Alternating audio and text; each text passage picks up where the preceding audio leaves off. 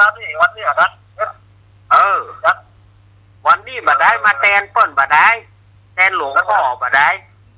แล้วเปิดมาฟังครับเปิดขอแล้วเนี่ยครับยินดีพ่อหลวงวินเนอร์พ่อหลวงวินสันขี้เล็กพ่อบุญธรรมพ่อหลวงวินกดวางคือจิมนั่นจะใส่อื่นเข้ามาพ่อบุญธรรมสังคำฟันลืมลูกคนนี้แล้วแกพ่อบุญธรรมพ่อบุญธรรมลืมลูกคนนี้แล้วแก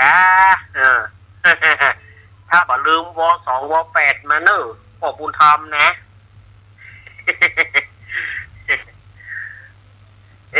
ตั้งเชียงใหม่เฮาหายแซบแต่เชียงใหม่บ่มีสักสายบ่มีละปูนเหี่ยพะเยาเหี่ยลำปางเชียงรายเจริญปอนแม่ยังแม่นิตยาลำปางเจ้าแม่นิตยาลำปางแม่นิตยาว่าจะได้กำลังฟังท่านจะได้อันสดมานี่เดี๋ยวไปเดี๋ยวจังหวัดนี้เนาะอันนี้มันมาเป็นมวยเต้นบ่ได้วันนี้นะก็เมื่อไหนฝ้าแม่นะโอ้ยแล้วก็แม่วันนั่นละแม่ฟังที่ว่า2 โมง 3 โมงนั่นนะตอนนั้นแม่ก็บ่ได้โทรแม่ไปจัดใจโทรประจันเขาโทรประจานเขาเจ้าม่วนที่ทานที่เล่าที่ทานอย่างนั้นนะแม่ก็ฟังวันอังคารหรือวันจันทร์อย่างเงี้ยเนาะวันอังคารเอาครับแต่ว่าวันอังคารหน้านี่บ่ได้จัดหรอกเพราะว่าที่วัดมีงานประเพณีปุณะปากรรมกับวันอังคารที่8ปุ้นเจ้าวันที่8ก็นอนได้ฟังเนาะวันที่8ก็นอนได้ฟังกันนะเจ้ายินดีแม่นิตยาเนอะเจ้าฟังประจักษ์ประตูยองนั่นน่ะเอายินดีแม่เนอะ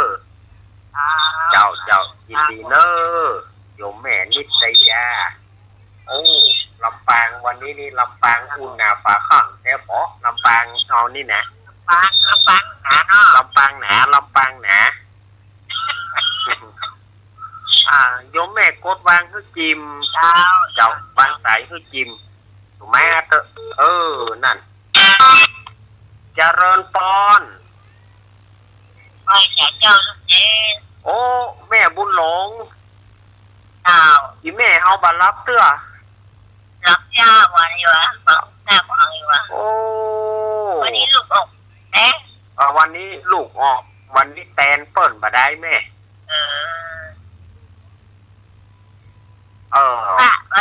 จะดิ้นไหวแน่หัวได้กี่แล้วน่ากลัวนะน่ากลัวนะจ้ะน่ากลัวเลยแม่ระมัดระวังเนอะหัวแน่เห็นบอกเคยอ่านบอกปฏิบัติเขียนเนาะน่ากะแม่บุญหลงอยู่ดีมีสุขนะเจ้าลูกกำเนิดเลยดีมีสุขกันเลยปากความคึกเติงหับพ่อครูเสน่ห์ตัวพ่อครูเสน่ห์กีนาจันครับบ้านบวกอำเภอลียินดีแม่เนอเจ้าแม่บุญหลงนี่เปิ้นอยู่บ้านบวกเนอะก็ข้อจริงอาตมาก็ไปนะไปไม่เคยไปหย่ำกันนะว่ามันก็ใส่แม่เจริญปอนไม่ใช่เจ้าแม่ยังนี่แม่น้อยตาโทกเจ้าแม่น้อยตาโทกลำปางมาลำปางมาอีกลำปางมาแถมเลี้ยวใจเจ๊ละลำปางขึ้นดารุณีนะเจ้าขึ้นดารุณี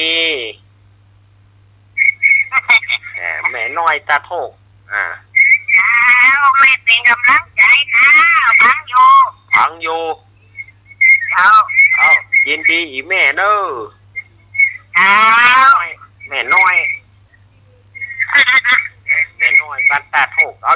ด้อ เอา เอามาแถม0837611775วันนี้เทวดาเทวบุตรมีกับปู่หลวงวินนอกนักเทวดาทั้งนั้นโอ้ยังใหม่ไม่ไหนหมดทีมงานธรรมะใครเกียรติเฮาแม่บูนแม่อารีแม่กรแม่กรพี่สมัย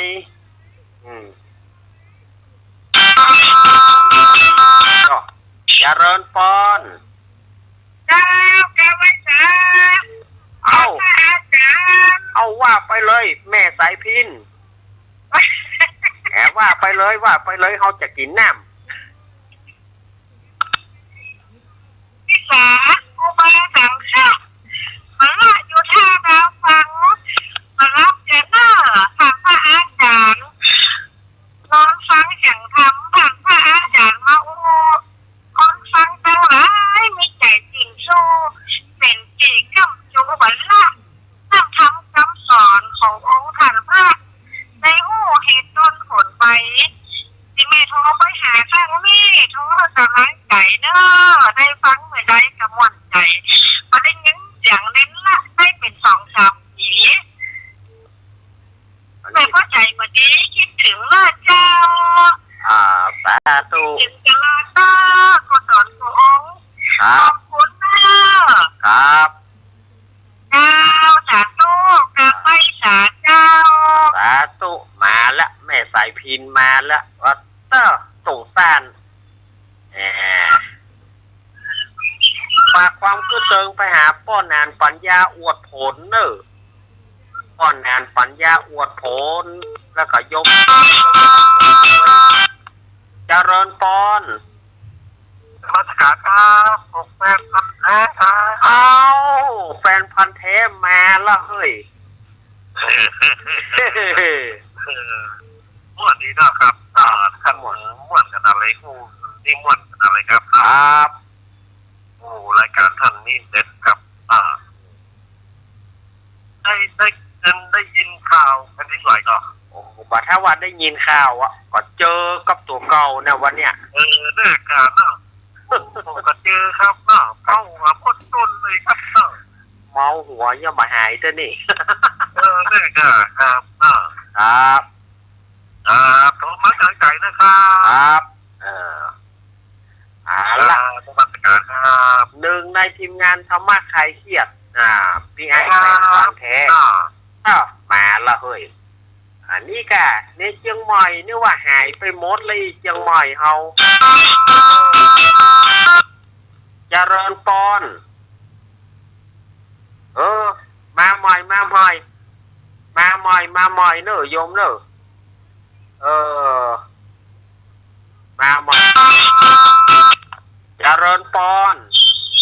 ให้แต่เจ้าจากทางใดเนี่ยเนาะเนี่ยจะรู้มันทุกทีก่อนเป็นฟ้าเจ้าโอ้แม่เจ้าลูนนี่เนาะแม่เจ้าลูนเกิดก่อนวันนี้นะเจ้า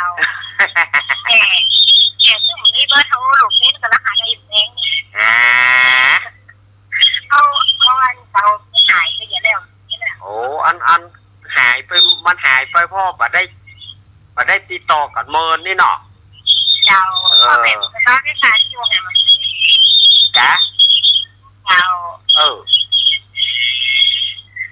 เป็นเขาบอกเป็นคนหลายยอดเลยค่ะเยอะดิวเห็นโอ้ยเลยจุ่มในโทรหัสในจำโยนโอ้ก็นั่นเลยลูกเนอะขอแม่อยู่ดีมีสุขแล้วเนอะเจ้า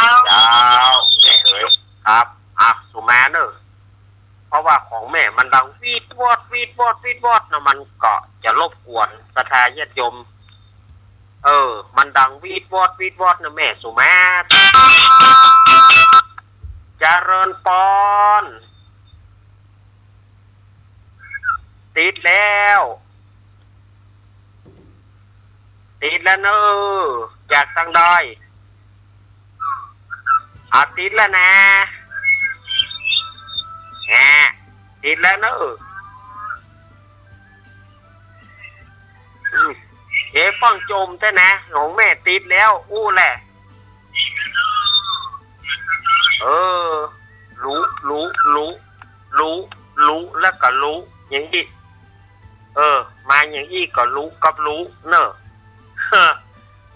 มาอย่างอี้ก็คนถ้าจะฮับมาได้ก็ฮับมาได้จะได้อ่ะ เอายังได้ยินแม่โจมอยู่เนี่ย มันก็แปลโลกดีนะแม่นะเอาโทรเข้ามาใหม่เนอะ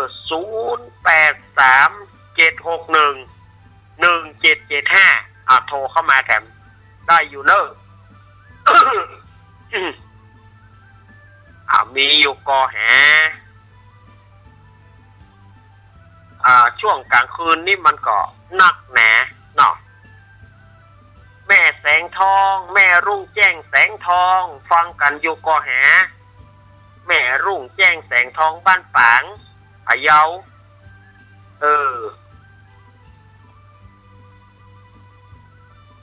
แม่หลงเจ็ดยอดเนาะฟังกันอยู่แม่หลง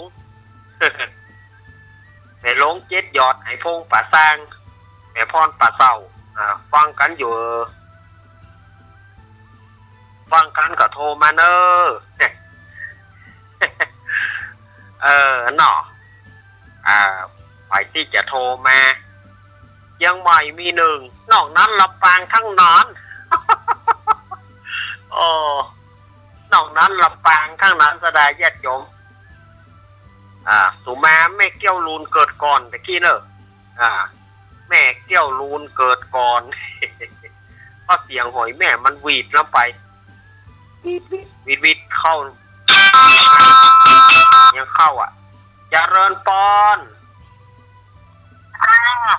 ที่ลอยกันลงภาษาแม่ลอยตาลูกบ้านสารฟังกับมันแต่เจ้าฟังหนูมันแต่เจ้าล่ะไล่แม่ยังบัดโทรแม่หาเวลาว่างมันได้จะจับพอเพื่อนแข่งกันลงโอ้ยมันตึงตันปะเลิกปะเตอยังฟังผู้ตนผู้องค์ฟังเจ้าคนใหญ่กับฟังกูตนกูองค์เนาะแม่ลอยอายุเท่าใด75โอ้อายุคือมันยืนยาวเนอะแม่เนอะอยู่ดีมีสุขนะความกึศเติงหาตุ้ลุงเกี้ยวตัวเนอะ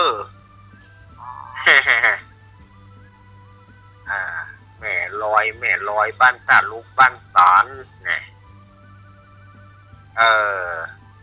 แม่ลอยกดวางคือกำเนอ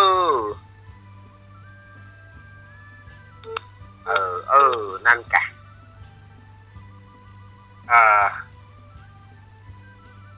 น้องอย่างก็น้องเบส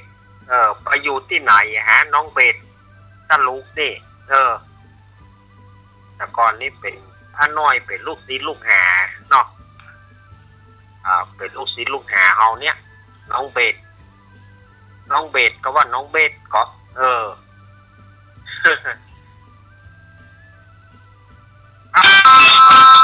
มาเจริญปอนเจ้าก่อนมาบอกสถานเจ้ามีแม่อยู่ที่ไหนการเขียนมันแก่โฮมแม่ชื่อแม่ยังรายงานตัวอันนี้ก็แม่สายเนาะแม่ว่าจะได้หา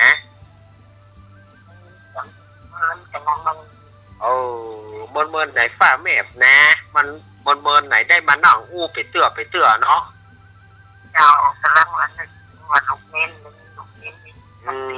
ก็เจอหากันอยู่เนาะเจ้า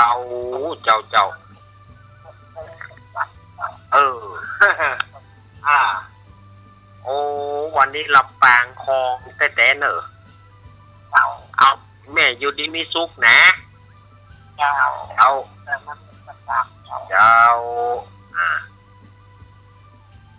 โอ้ล วันนี้สุดตอดเนอะลำปางครองแชมป์เนอะอันดับหนึ่งโยมแม่สายว่างสายคือกดวางคือลูกเนนจิมกดวางจิมนั่นกะเพราะสายอื่นจะเข้ามาเดี๋ยวสายอื่นเข้ามาแล้วมันเข้ามาได้ไปจะอย่างไงแม่เฮ้ย แม่พี่สมัยนางแลบัลล่าโคดกันแกหาแม่พี่สมัยนางแลบัลล่าว่าโคดกันแกไปโคดกันนะวันนั้นมันจำเป็นเอาห้าเห็นสัก2 สายฝ่ายจะมาเป็นรองสุดท้ายแล้วฝ่ายจะมาเป็นสายปิดท้ายอย่าง2 สายไปได้เนอะ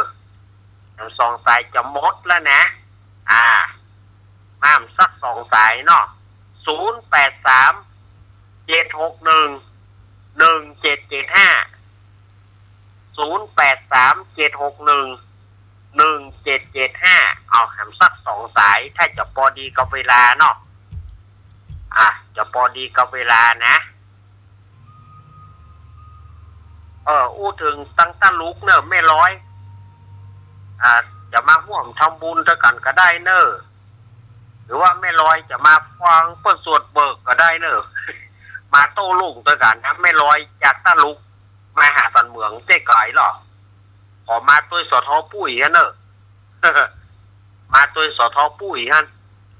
มาอยู่โต้ลุงด้วยกันเนอะไม่ร้อยเนอะ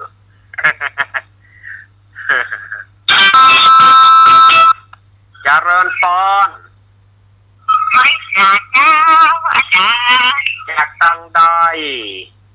แม่อยู่ลำปางบ้านขาโถกเจ้าอีแม่ยังแม่คำเจ้าแม่คำนับเป็นบุญสูสีได้แม่ว่าจะได้สมเด็จจะได้ว่าออกไอ้เนาะจัดเมินไหนเรียนออกขังหลบเรียนไหนจะได้คาถาฟังเกียเจ้าคาถาฟังเกียมันประเดี๋ยวนี้มันเดือน 6พอดับแล้วนั่นน่ะเอาไว้ปีหน้าก่อนว่าลูกเด็กว่าออกมันได้เ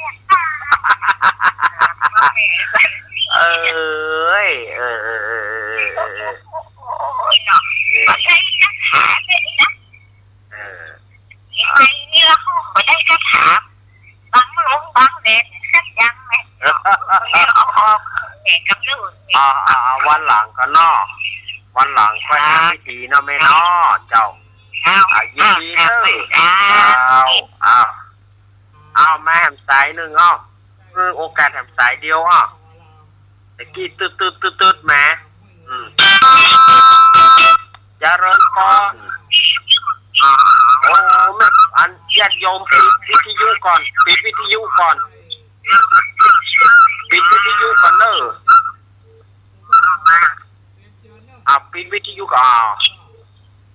จากทางใดพะเยาแม่ชื่อแม่หยังแม่ไหลดอกคำใต้เจ้าแม่ไหลดอกคำใต้ต้องฤาษีเนาะพังอยู่พังพื้นเจ้าหมอนเนาะสาธุเวลาหมดพอดียินดีเนอะเจ้าอาตมาคงจะตึกตีอีแม่เนี่ยเนอะตึกตีแม่ไหลเนี่ยเนาะอาตมาละมันหับมาได้แล้วแม่เอ๋ยเพราะว่าเวลามันจะบ่มีบอกงานผมเอาก็พายจะมาโต้รุ่งด้วยกันน้อมเจริญปอนเนอะวันที่31กับวันที่1เนาะ31 มีนา1 เมษามากินห่วมการหามกันตั้งตาลูกบ้านสันวังสะแกงมาได้ทุกสารทิศเนอะแล้วก็ได้ข่าวว่าป้อนอันเจสีทีวีเพื่อคุณก็จะมาป้อนอันเจสีป้อนอันอินสมเตปินก็ได้ยินข่าวว่าจะมาก็ขออนุโมทนาไว้ล่วงหน้าเลยเนอะป้อนอันเจสีคอนเสิร์ตนะ เพราะนั้น7 สีทีวีเพื่อคุณนี่ ใครที่จะมาหาอาตมาก็ยินดีเนอะที่มากินห่วมตานหามจะมากินห่วมตานหามกันนะถ้าท่านไหนที่บ่ได้มาก็ยกมืออนุโมทนาสาธุเนอะจะไปลืมมากินห่วมตานห่วมกันศรัทธาญาติโยมมาถึงปลายท้ายของรายการละศรัทธาญาติโยมก็กรรมอันใดที่อาตมาว่าไปมันบ่ม่วนบ่งานบางกรรมก็กระแทกแดกดันพ่องบางกรรมก็อาจจะบ่ถูกหูศรัทธาญาติโยมก็ต้องขอสุมาอภัยเนอะเพราะอาตมานี่ถ้าจะอู้ไปแล้วก็คือคนอู้หวานบ่จ้างศรัทธาญาติโยมอาตมาบ่เคยอู้หวานเข้าใจแต่ว่าน้ำใจนี่ก็บ่ได้หายอย่างปากนะแต่ปากมันจะหายพ่อง แต่ว่าใจเฮาบ่หายปากนี่มันตึงหายพ่องล่าตำล่าหมู่กรุงเทพจะเกิดปูปัวหลายเตื้อละเขาเกิดอยู่หัวลำโพงปุ่นเขาเกิดอยู่สุวรรณภูมิปุ่นเขาบอกไอ้นี่มาเมื่อไหร่แล้วมึงเจอเขาเฮาปากบ่ม่วนเอาละเนอะอู้ไปอู้มาเจ้าหน้าที่โบกมือปล่อยท่านอาจารย์ปล่อยได้แล้วคืนนี้ก็ก่อนจะรับจะนอนพอสำรวจตรวจตรามาเข้าไว้อย่างเนอะเปิดแล้วเปิดยาววันพุธเข้าก็บ่ได้มาเข้าไว้แล้วก็ก่อนจะนอนก็ไหว้พระคืนดอก นบธรรม ดอกไฟเนาะ ไหว้พระนบธรรมดับไฟเนอะ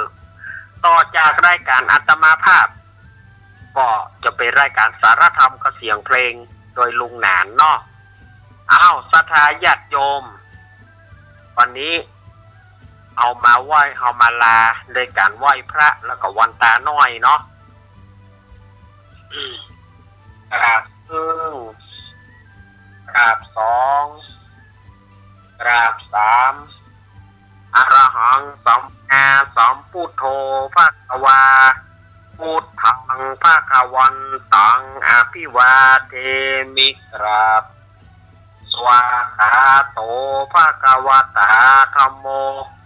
ธัมมังนะมัสสามิกราบสุปฏิปันโนภควโตสาวกสังโฆสังฆังนะมามิกราบสาธุวันตามิพันเตสัพพังปะราทังกามันทะเมพันเตมะยากาตังปุญญังสามินาอนุโมทิตัพพังสามินากาตังปุญญังไมหังกาตัพพังสาธุอนุโมทามิสาธุอาตมาลาไปก่อนเนอะอายุวันโนสุขังปะลัง